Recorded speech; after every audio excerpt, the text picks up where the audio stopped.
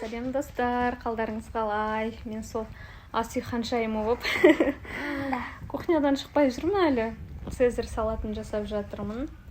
Тамақ істеп қойдым, Аллаға шүкір. Кішкене бүгін температурасы түскен сияқты баламның. Аиша бүгін каникулға шықты. Бірінші сыныптың оқушылары енді бір апта демалыс екен. Сонымен қуанып жатырмыз.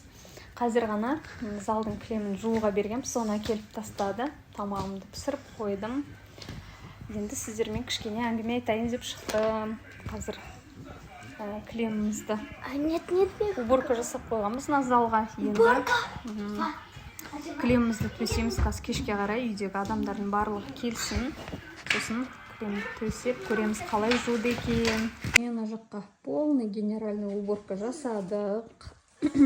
Енді коверді төсеу керек кілемді. Сосын елканы жинау керек. Сол елкаға дезинфекция қалай жасаймыз, соны білмей тұрмыз енді. Не болса да ойыншықтарын жинап, ойыншықтарын жуып, елканың өзін далада 1-2 сутка қалдыратын шығармыз. Терезе ашық тұр, мына жаққа бала кірем деп жатыр. Жүр, шығамыз, жүре ғой. Мен мұнда пекинская капуста пайдаландым, жұмсақ жерлерін. Қатты жерлерін лагманға пайдаланам. Міне осындай бөлшегін алдым. Айсберг капустадан жасайды ғой негізі, бірақ үйде осы болса жасай бересіздер. Помидор, черри қосасыздар ғой. Томатты жасайтын болсаңыздар. Сосын куриный грудка духовкада пісірдім. Соевый соуспен, кішкене май, содан кейін паприка, тұзбен маринадтап. Сосын андай перепелейный жұмыртқа, бөдене жұмыртқасы. Обычный жұмыртқа мен де жасай беремін өзімізге. Содан кейін андай соус жасап қойдым, майонез и чеснок. Арнайы соустарда сатылады. Мұнда для оформления алып қалдым. Сіздерге қазір көрсетем жасап болған соң. Қазір сухарин дайын болған күтіп тұрмын. Міне цезарь салатым осылай болып шықты. Черри помидорларыңыз болса, сонымен де оформление жасап қойсаңыздар болады. Біз тамақ шайымызды ішіп алып, қалаға шығып кеттік жолдасым екеуміз.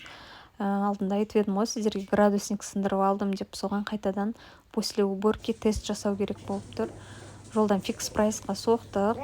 Аишаның заказ берген заттарын алуға.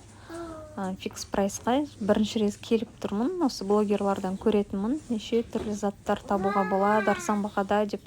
Я жақсылап араласа, біраз заттар бар екен, бірақ мен көп аралай алмадым. Сразу детский жаңағындай канцелярский отделына бардым да. Тез керек заттарымды алдым. Өзімше ол фикс прайстан шығып келе жатсам, бір аяғым бір түрлі болып тұр ғой. Сөйтіп аяғыма қарап қалсам, аяқ киім басы жыртылып қалған ғой, білмеймін. Қандай бұл состояниеге жеткенін даже білмеймін. Сонымен ұялып кеттім ғой, қой деп машинаның ішіне сразу жүгіріп келдім. Кәдімгідей жыртылып қалған ғой, мен оны қалайша білмегем, қалайша көрмегем, білмеймін. Сонымен үйге келдік та осы кілемді төседік. Енді тағы да тест жасап көреміз.